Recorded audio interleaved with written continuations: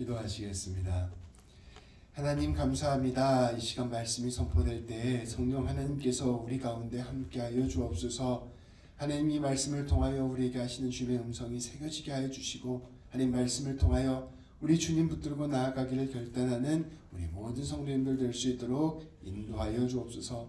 말씀 전한 저에게 함께하여 주셔서 오직 주의 뜻만을 전할 수 있도록 도와주시고, 하나님 아버지 이 말씀 가운데 꼭 필요한 말씀이 우리의 심령 가운데 새겨질 수 있도록 인도하여 주옵소서. 우리 주님 예수님의 이름으로 기도합니다. 아멘.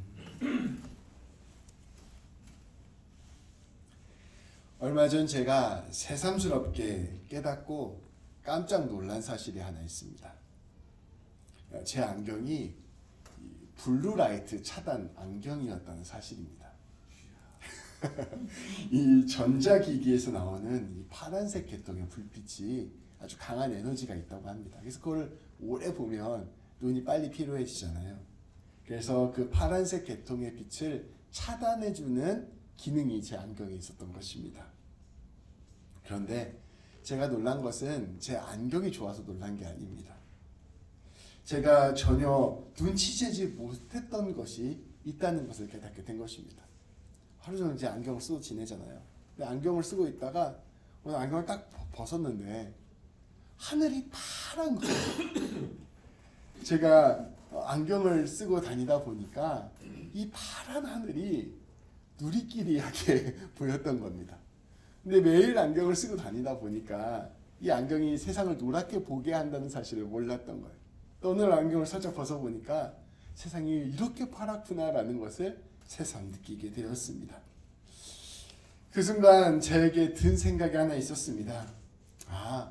우리의 선입견, 우리의 가치관이 이런 것이겠구나 하는 생각이 들었습니다. 제가 마치 이 안경을 끼고 색안경을 끼고 있을 때 온 세상이 노랗게 보였던 것처럼 우리가 우리 안에 갖고 있었던 선입견과 우리의 가치관이 있으면 그것을 통해서 내가 세상을 다 보고 있겠구나 하는 생각을 갖게 된 것입니다. 내가 당연하다고 생각하고 익숙하다고 생각하는 그대로 이 세상을 바라보겠구나 하는 생각이 들었습니다. 색안경을 쓰고 있다는 사실을 깨닫지 못하면 결코 우리의 시선이 바뀌지 않듯이 내가 갖고 있는 선입견, 내가 가지고 있는 가치관이 바뀌지 않으면 내가 세상을 바라보는 것도 늘 똑같이 보이겠구나 하는 생각이 들었습니다. 그런 점에서 생각해 본다면 하나님의 말씀은 우리의 색안경을 벗겨주는 능력이 있습니다. 우리가 너무나도 당연하다고 생각하는 것, 그것을 뒤집어 생각하게 하고 더 나아가서는 진짜 현실을 정확하게 보여주는 능력이 바로 우리 말씀 가운데 있다는 것입니다. 우리가 하루 종일 인생을 살아가다 보면 여러 가지 사람들의 이야기도 듣고 유튜브도 보고 이러면서 자연스럽게 온 세상 사람들이 생각하는 방식대로 세상을 보게 됩니다. 그래서 그러한 세상의 생각과 우리의 생각이 별로 다르지가 않는 것이죠. 그런데 우리가 말씀을 듣게 되면 세상을 바라보는 것이 이렇게 보는 것이 아니어야 하는구나 라는 것을 깨닫게 됩니다.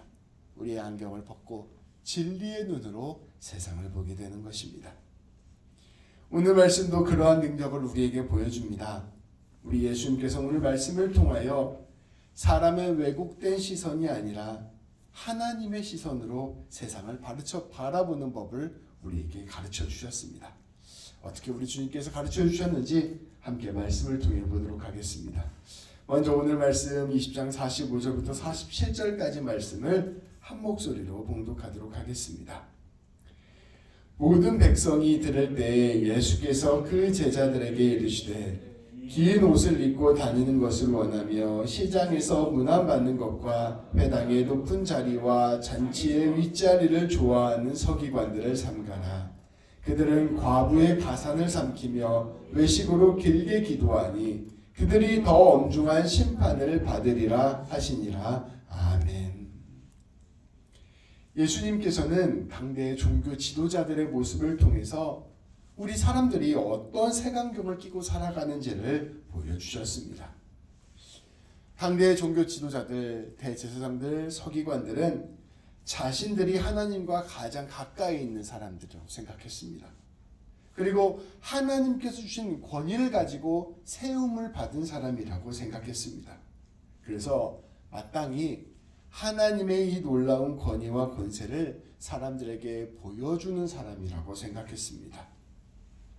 그들은 어떻게 하면 하나님의 권위와 권세를 사람들에게 보여줄 수 있을까 생각하다가 이 자신들이 생각하는 대로, 더 나아가서 이 모든 세상 사람들이 생각하는 대로 이 모든 모습을 표현한 것입니다. 오늘 말씀을 보면 종교 지도자들이 어떻게 살아갔는지를 보여줍니다. 이들은 먼저 긴 옷, 화려한 옷을 입었습니다. 왜 이 사람들이 긴 옷, 화려한 옷을 입었을까요? 옛날에 지금 시대도 물론 그렇지만 이전 시대에는 자신이 어떠한 신분을 가졌는가를 옷을 통해서 표현하였습니다. 이 동양 사회에서는 황금색 옷은 황제만 입는 옷이었어요. 황제보다 한 급 낮은 왕은 빨간색 옷을 입습니다. 그 신하들 중에 좀 훌륭한 사람은, 높은 사람은 빨간색 옷을 입고요. 신하들 중에 좀 낮은 사람은 녹색, 그보다 더 낮은 사람은 남색 옷을 입었습니다. 색깔 옷은 귀족들만 입는 거예요. 그리고 이제 평민들은 흰색 옷 입고 살아가는 것이죠.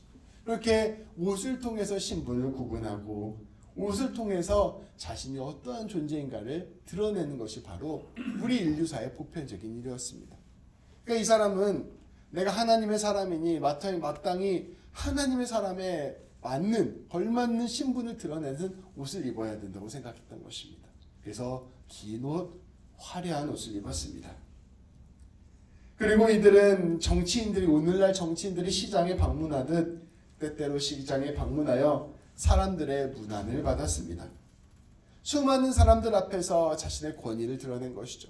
시장에 지나갈 때 시장에 많은 사람들이 인사하고 이 많은 사람들이 높이는 것을 통해서 자신의 권위를 드러내 보였습니다.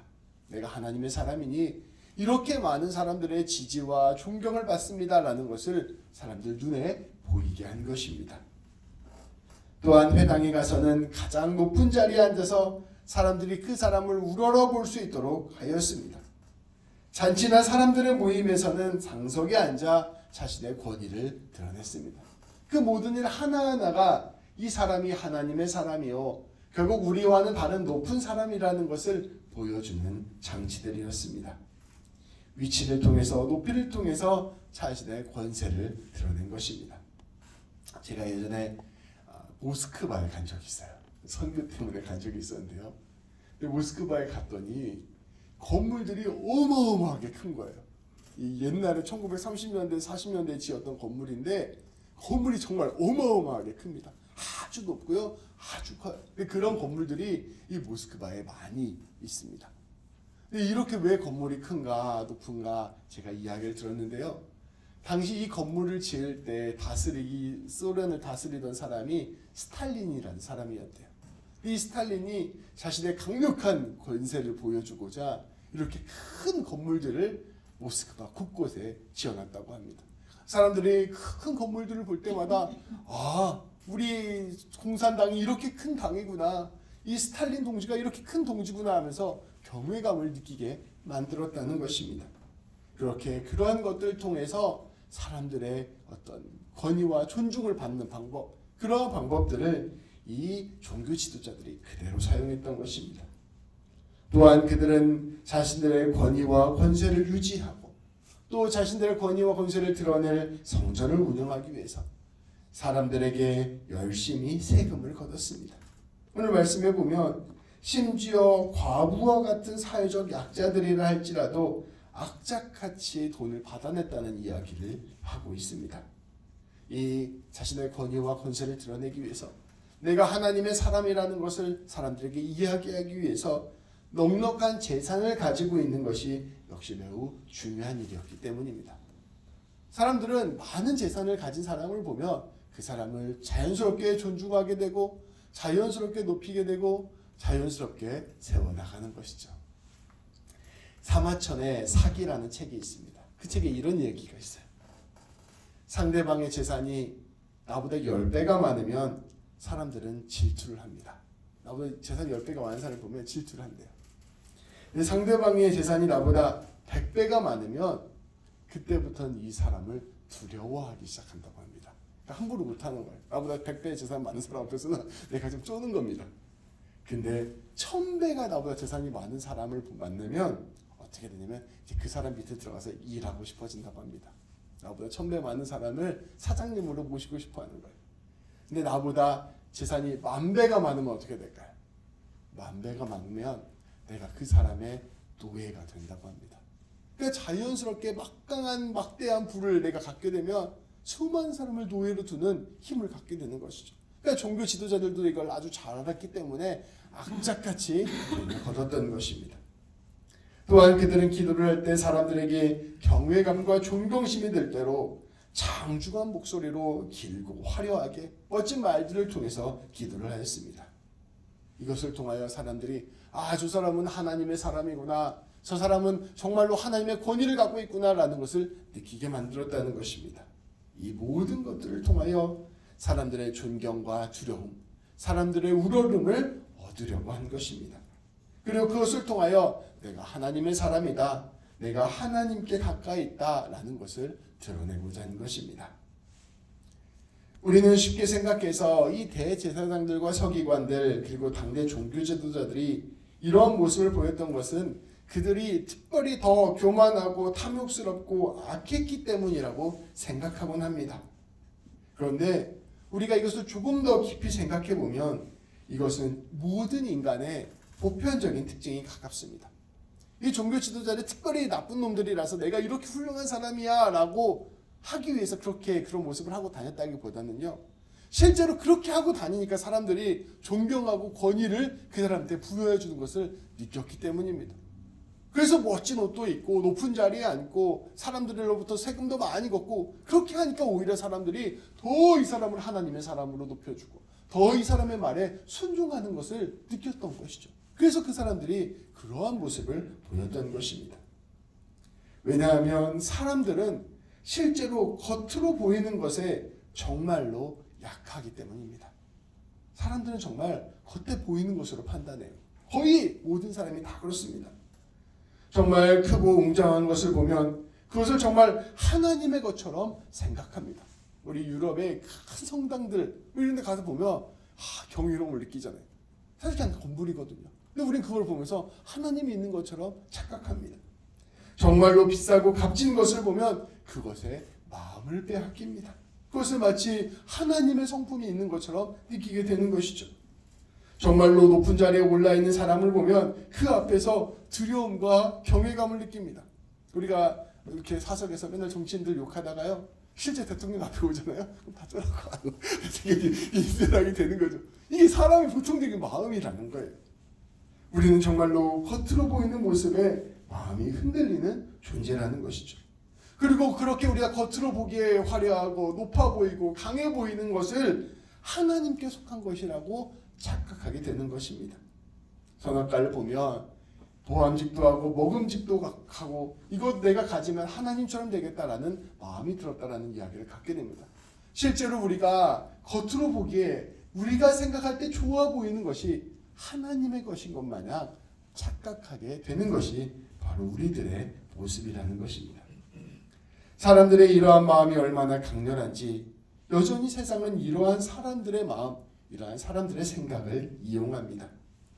이집트의 파라오는 자신을 신이라고 생각했어요. 그러니까 자신이 신이라는 것을 드러내기 위해서 무려 4,500년 전에 그 어마어마한 피라미드를 쌓았습니다. 세상 곳곳에 가면 지금까지 수천여 동안 권세자들이 세워놓은 웅장한 궁궐들과 화려한 신전들이 가득합니다. 그냥 그런 것들을 보면 사람들이 왕을 숭배했기 때문입니다. 심지어 이 얼마 전 독일의 나치는 그 강력한 권세를 유지하고자 베를린을 가장 웅장한 도시로 만들었습니다. 그래서 나치 시대의 베를린 그 도시를 보면요, 이렇게 화려하고 웅장할 수가 없어요. 우리가 박물관에서 보는 수많은 화려한 유물들도 이러한 사람의 마음을 알고 있는 사람들이 만들어낸 것입니다. 권세와 권력이 바로 눈에 보이는 것에부터 나온다는 것을 권력자들은 너무나도 잘 알고 있기 때문입니다. 그래서 북한에 보면요, 그 북한 그런 사열하잖아요. 그런 군대들 모여서 막 이렇게 김정은한테 막 이런 거 하는 거 보면 아주 권력자가 자기를 높이는 방법이 어떠한가를 너무나도 잘 보여줍니다. 자기만 다른 옷을 입고 있고요. 아주 높은 자리에 서 있고요. 수많은 사람의 함성이 들리게 하고요. 아주 화려한 장면을 눈앞에서 연출합니다. 강력한 군대들이 눈앞에 지나가게 해서 그 모든 것들을 통해서 이 김정은을 마치 신처럼 여기게 만드는 그러한 일들을 하는 것이죠. 근데 그러한 일들이 실제로 사람들 마음 안에 그런 것들을 보며 감동하고 감격하는 장치가 있기 때문에 그런 일들을 하는 것입니다. 누구나 다 색안경을 끼고 진짜로 눈에 좋아 보이는 것, 진짜로 값져 보이는 것에 우리의 마음을 다 빼앗기는 것, 이것이 바로 우리의 모습이라는 것입니다. 이러한 것들을 통하여 권력자들은 권력을 얻고, 거꾸로 말하면 이런 것들에 반응하고 열광하는 모습을 갖고 있는 것이 바로 우리가 벗을 수 없는 색안경이라는 것을 우리는 역사를 통해서 잘 알고 있는 것입니다. 그런데 오늘 말씀에서 우리 예수님께서는 이제 우리에게 이러한 색안경을 벗으라 말씀하시는 것입니다. 너희 눈에 좋아 보이는 것이 하나님께 속한 것이 아니라는 것을 말씀해주고 있는 것입니다. 너희의 마음이 떨린다고 해서 그게 다 하나님의 은혜에 반응하는 것이 아니라는 것을 말씀해주고 있는 것입니다. 그러한 것들은 하나님을 드러내는 것이 아니요, 그것은 너희가 색안경을 끼고 있기 때문에 너희가 착각하는 것이라 라고 말씀해 주시는 것입니다. 크고 긴 옷을 입는 것, 높은 자리에 앉게 되는 것, 사람들의 칭송을 듣고 사람들이 그 사람을 자랑하는 것, 이러한 것들은 하나님과 아무런 관계가 없다고 말씀하시는 것입니다. 그리고 그것들은 인간의 방식으로 자신을 높이는 것에 불과하며 더 나아가 엄중한 심판을 받게 되는 것이라 말씀하고 있는 것입니다. 우리는 모두 육신의 정욕, 안목의 정욕, 이생의 자랑과 관련된 이러한 것들을 보면서 이것이 바로 하나님의 영광을 드러내는 것이지라고 이야기하곤 합니다. 근데 어쩌면 그것은 하나님과는 아무런 관계가 없는 것이라 말씀하고 있는 것이죠. 우리 예수님의 행적을 되돌아보면 이 말씀이 무엇을 의미하는지를 조금 더 분명하게 볼 수 있습니다. 우리 예수님께서는 예루살렘에 들어오실 때 의도적으로 어린 나귀를 타고 오셨습니다. 근데 우리가 그때 영상에서 함께 보았죠. 에쿠스가 끄는 마차를 타고 로마에 들어갔던 로마 황제와는 정반대의 모습으로 예루살렘에 들어가신 것입니다. 왜 로마 황제가 그렇게 예루살렘에 들어갔을까? 왜 다시 그때 시전 아직 황제가 되기 전에 황제가 되고 싶어 했던 사람이죠. 왜 그 사람이 그렇게 로마에 행진했을까요? 사람들은 이 에쿠스 마차를 보면서 신의 권세가 있다고 이야기하는 것입니다. 또 이 적 장군, 그때 프랑스의 추장이거든요. 그 추장을 사람들 눈앞에서 처형하는 것을 보면서 군사력에 하나님의 능력이 있다고 믿었던 것입니다. 화려한 건물, 화려한 옷, 화려한 보좌에 신의 역사가 일어나고 있다라고 생각했던 것입니다. 이 사람들의 마음을 너무나도 잘 알았기에 신이 되고 싶었던 이 카이사르는 사람들의 마음을 흔들고자 그러한 모든 장치들을 사람들에게 보여주었던 것입니다. 그런데 우리 예수님께서는 그것을 정면으로 뒤집으셨습니다. 아니다. 어린 나귀와 같은 겸손함에 하나님의 성품이 있다. 다른 이들을 위하여 자신을 내어주는 헌신에 하나님의 능력이 있다. 머리 늘 곳도 없는 곳에서 자며 남루한 옷을 입고 있으며 가장 낮은 자리에서 앉아 있어도 그곳에서 하나님의 사랑을 전하며 삶을 산다면 그것이 바로 하나님이 드러나는 일이다 라고 말씀하여 주시는 것입니다. 온 세상을 창조하시고 온 세상을 운행하시고 온 세상을 주관하시는 우리 하나님의 그 권세와 능력이 어디에서 드러나느냐?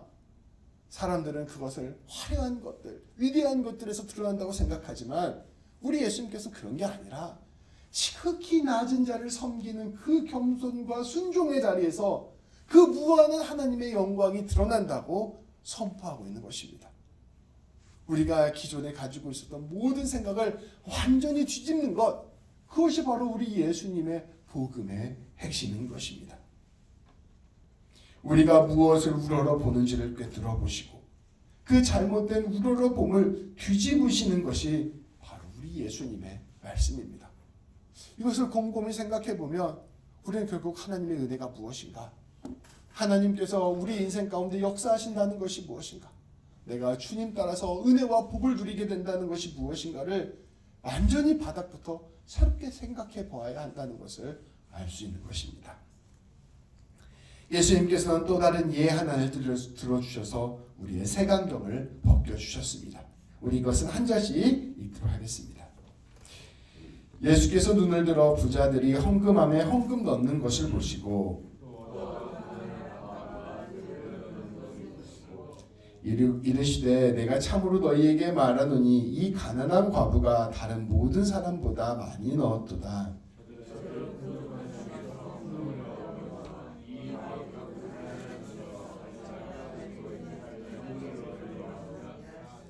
아멘. 우리 이 이야기는 성도님들이 여러 번 들었을 이야기입니다. 예수님께서는 성전에 헌금을 하는 두 부류의 사람을 보셨습니다. 한 부류는 부자들이고요, 한 부류는 가난한 과부였습니다. 근데 이 부자들은 그들 나름대로 헌금을 하였습니다. 이 말씀은 부자들이 악하다는 이야기를 하는 게 아니에요. 부자들도 훌륭하죠. 헌금을 냈으니까. 그런데 이 과부가 냈던 헌금이 어떤 의미를 담고 있는지를 우리 예수님께서 더 주목하게 보셨음을 이야기하고 있는 것입니다. 이 과부는 2렙돈의 헌금을 하였습니다. 이 2렙돈은 하루 일당의 64분의 1입니다. 그러니까 우리가 뭐 넉넉하게 벌어서 200불 하루 벌었다. 그러면 한 3불 정도 되는 돈이에요. 그러니까 동전 넣은 거죠, 말 그대로. 근데 이 2렙돈의 헌금을 하는 과부를 보면서 우리 예수님께서는 이 과부가 모든 사람들보다 더 많이 넣었다라고 선포하고 있습니다. 이것을 통해서 우리는 예수님께서는 예수님의 계산법, 나아가 하나님의 계산법이 우리가 생각하는 계산법과는 다르다는 것을 가르쳐 주신 것입니다. 우리 주님이 가장 값지게 생각한 것은 무엇일까요? 바로 과부의 마음입니다. 하나님께 온전히 헌신하는 마음, 하나님을 깊이 사랑하는 마음, 자신의 모든 것을 내어주는 그 마음이었습니다. 바로 이것은 예수님께서 나귀를 타고 예루살렘에 들어가 자신을 십자가에 내어주었을 때 가지셨던 그 순종과 사랑의 마음이었습니다. 예수님께서는 바로 이러한 마음에 하나님의 속성이 있다고 본 것입니다. 그러한 마음에 거룩함이 있고 그러한 마음에 영광이 있다고 선포하신 것입니다.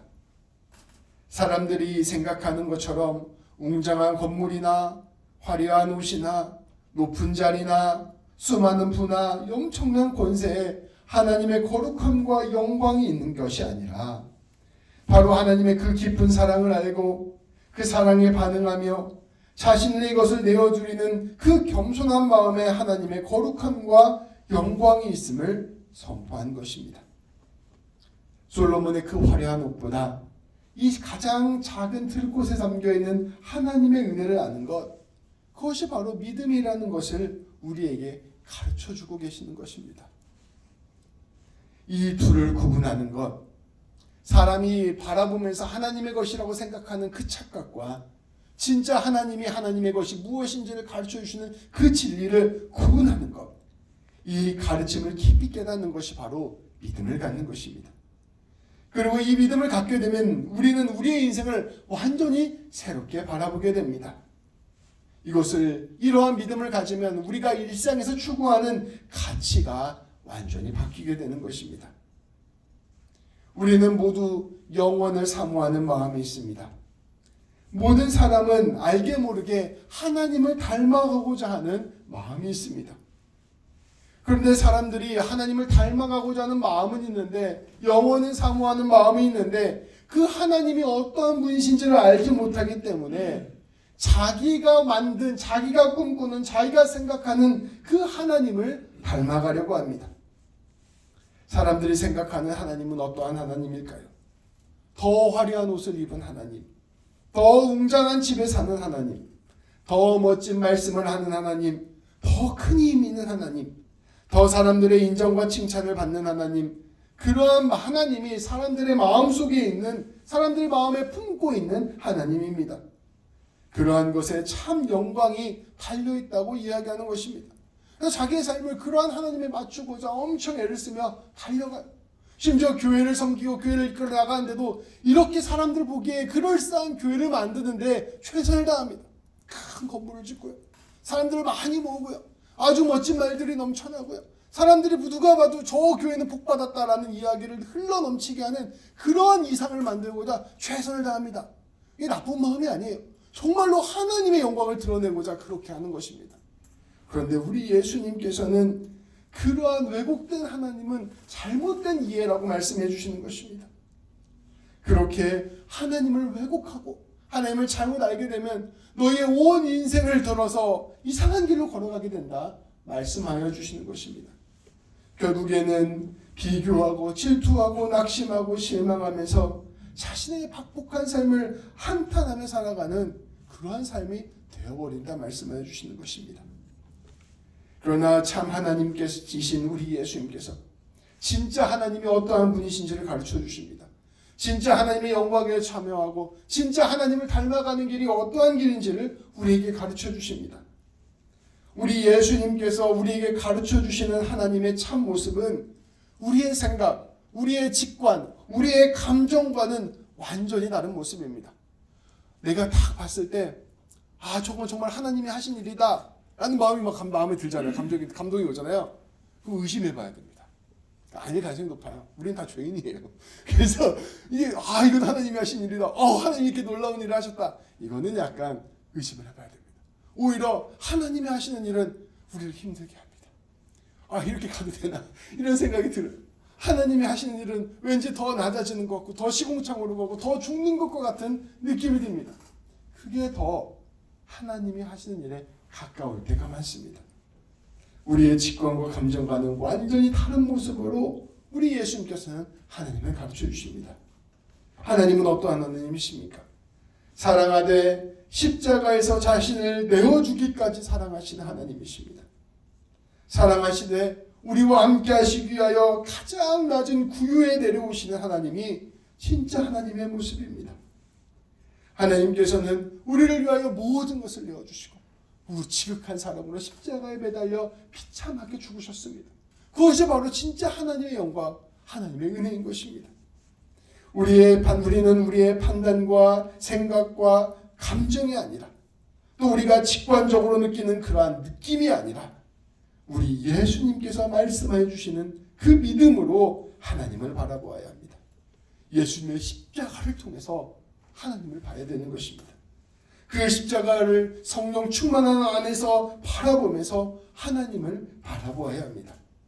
그것이 바로 우리 예수님께서 우리에게 가르쳐 주시는 하나님 믿는 삶의 참 의미입니다.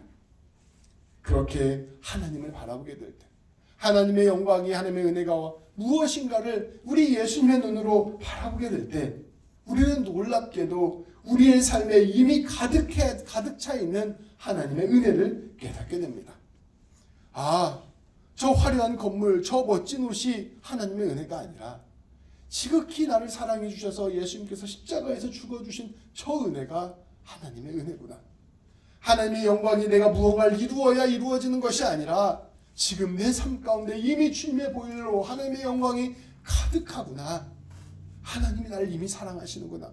하나님이 나와 함께 하시는구나. 하나님이 나를 책임져 주시는구나. 이러한 눈으로 우리가 새롭게 하나님을 바라볼 수 있게 된다는 것입니다.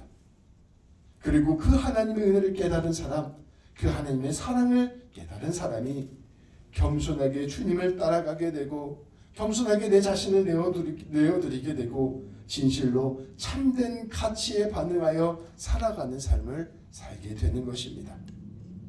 그렇게 우리가 하나님을 진짜로 이해하게 될 때, 하나님을 진짜로 알게 될 때 우리의 삶은 놀랍게 새로워집니다.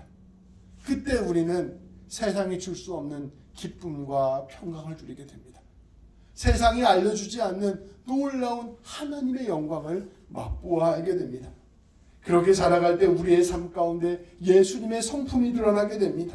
그렇게 살아갈 때 우리의 삶 가운데서 예수님의 능력과 권능과 기적이 일어나게 되는 것입니다. 오해하지 마십시오. 이 능력과 기적은 앞서 말씀드린 바와 같이 우리가 보기에 하나님이 일하시는 것 같은 느낌의 능력과 기적이 아니라 우리 예수님께서 하셨던 것처럼 사람을 살리고 생명을 살리고 하나님의 놀라운 은혜가 흘러넘치게 되는 그러한 기적이 우리의 인생 가운데 일어나게 되는 것입니다. 하나님의 생명이 피어나고 하나님의 사랑이 전해지게 되는 것입니다. 곳곳마다 어둠 속에서 빛이 피어나고 죽음 속에서 생명이 나타나는 역사가 일어나게 될 것입니다. 우리 귀한 성도님들을 통하여 참된 복이 흘러 넘치게 되고 하나님의 살아계심이 드러나게 될 것입니다. 오늘 예수님께서는 이 놀라운 하나님을 아는 삶으로 우리를 초대하고 계시는 것입니다. 이 놀라운 비밀을 깨닫고 예수님을 따라 놀라운 은혜의 삶을 사는 우리 모든 성도님들 되시기를 우리 주님의 이름으로 축복합니다. 기도하시겠습니다. 하나님, 우리의 마음, 우리의 생각은 자꾸 우리가 바라는 것으로 하나님을 찾을 때가 많음을 고백합니다.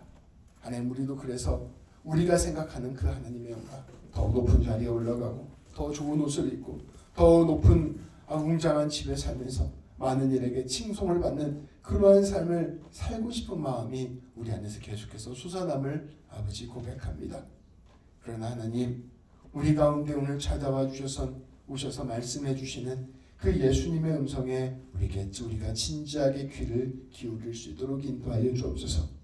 우리 하나님의 영광이 다름 아닌 우리 주님께서 십자가에서 보여주시는 그 깊은 사랑에 있음을 깨닫게 하여 주시고, 그 사랑이 우리를 감싸고 있으며 그 사랑이 우리를 붙들고 있으며 그 사랑이 우리를 넉넉하게 채워주고 계심을 우리가 진실로 믿음의 눈으로 바라볼 수 있도록 인도하여 주옵소서. 그 무엇도 아닌 우리 하나님의 그 지극한 사랑, 모든 것을 내어주신 사랑이 가장 값진 것이라는 것을 진실로 깨닫는 우리 모두가 되게 하여 주시고, 그 사랑에 붙들려 우리도 예수님처럼 하나님이 원하시는 대로 사랑하며 살아가는 귀한 사람들 될 수 있도록 인도하여 주옵소서. 그래 우리 모든 성도님들의 삶 가운데 예수님의 향기가 퍼지게 하시고 어둠 가운데 빛이 드러나게 하시고 죽어가는 이들 가운데 생명을 피워내며 하나님의 놀라운 창조의 역사가 흘러넘치게 되는 귀한 삶을 허락하여 주옵소서. 우리 주님 예수님의 이름으로 기도합니다. 아멘.